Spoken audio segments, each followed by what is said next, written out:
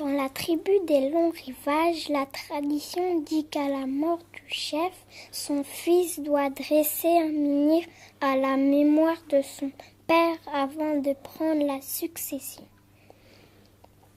Pour montrer que le village devient de plus en plus important à chaque génération, on plante un menhir de plus en plus grand à chaque fois, de l'intérieur des terres vers la mer. 18 menhirs honorent déjà 18 chefs de tribu. Mais le dernier grand chef vient de mourir. Il n'a pas de fils. La lignée des menhirs va donc s'arrêter. Auparavant, ce fut Prosperia souhaite honorer son père avec le plus grand menhir du territoire. Mais il se trouve malheureusement trop loin du village pour être amené par des hommes. Que faire?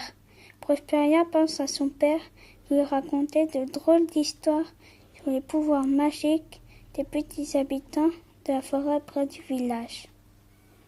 N'écoutant que son courage, elle décide d'aller rencontrer ces mystérieux Korrigans. Quand un mortel dérange un Korrigan, celui-ci propose un défi qui, s'il est réussi, donne le droit à un vœu. S'il n'est pas réussi, le malheureux mortel ne ressort jamais de la forêt. Les Korrigans acceptent donc de réaliser le vœu de la fille du chef. Amener à Malokriaker le grand menhir. Cela leur ramène des pierres précieuses que l'on ne trouve que dans un endroit lointain, aux limites des territoires connus, dans de hautes et froides montagnes. Prosperia accepte le défi.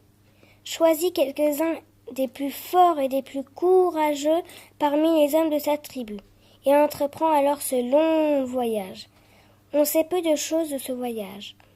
On pense que Prosperia et ses hommes ont traversé des moments si terrifiants qu'à leur retour, ils ont voulu oublier et n'ont jamais pu en parler.